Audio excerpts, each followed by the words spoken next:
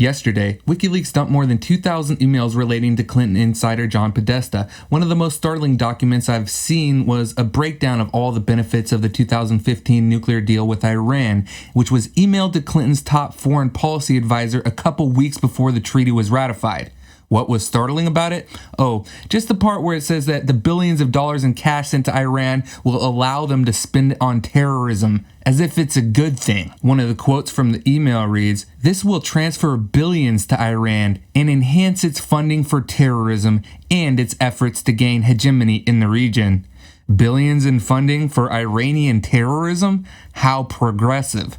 But here's where it gets trippy. The email was sent to Jake Sullivan, Clinton's top foreign policy advisor, by the email Seisenstadt@cov.com, which belongs to Stuart Eisenstadt. It is confirmed that the name and the email belong to the same person because Eisenstadt's profile is listed on the same domain as was used in the email, cov.com. And cov.com is the website of the esteemed DC law firm Covington & Burling. You might have heard of them because that's the law firm where the previous Attorney General, Eric Holder, worked at before heading to the Obama administration. And just 1 week before the Iranian nuclear deal was signed, Holder returned to work at the firm, where he is currently a partner. Okay, none of that last paragraph about Holder is particularly relevant other than to illustrate exactly how powerful and prestigious Covington & Burling is, and how close they are to the Obama administration. But now you have to ask yourself, why would a world-class law firm be cheering for international terrorism and helping to make the deal come to fruition by establishing left cover through Hillary's spin machine?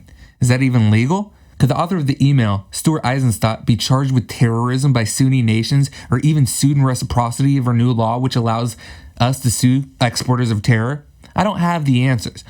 But what I do know is that this is all shady as hell, and it gets worse. It turns out that the pro-terror lawyer who was giving foreign policy advice to Clinton's top foreign policy advisor might have illegally broke military clearances to send the email. It turns out Mr. Eisenstadt is a current employee of the Department of Defense and has been since 2014. He's a member of the DoD Defense Policy Board, the group that advises the top players in the DoD. They're the most trusted independent analysts within the DoD. Now, considering this guy's a DoD policy advisor, and in these emails he's leaking policy advisory relating to the deal that hadn't even been ratified at the time the email was sent out, what are the odds that all this information about the then yet to be signed nuclear treaty was classified at the time? Hell, what are the odds that it's still classified?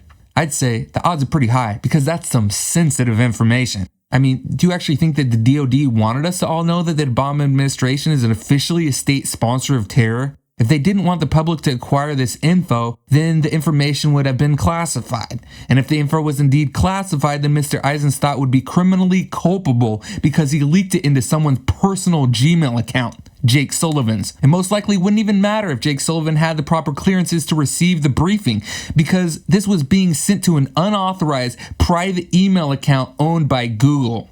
This stinks to high hell and smells like espionage. And the stench gets even worse when you realize that Mr. Eisenstadt is a Clinton loyalist who worked at the Clinton administration for the entirety of both terms, according to his bio at the law firm. It reads, U.S. Ambassador to the European Union under the Secretary of Commerce for International Trade, under Secretary of State for Economic, Business, and Agricultural Affairs, and Deputy Secretary of the Treasury in the Clinton administration. He was in those positions from 1993 to 2001, the 8-year term of the Clinton administration.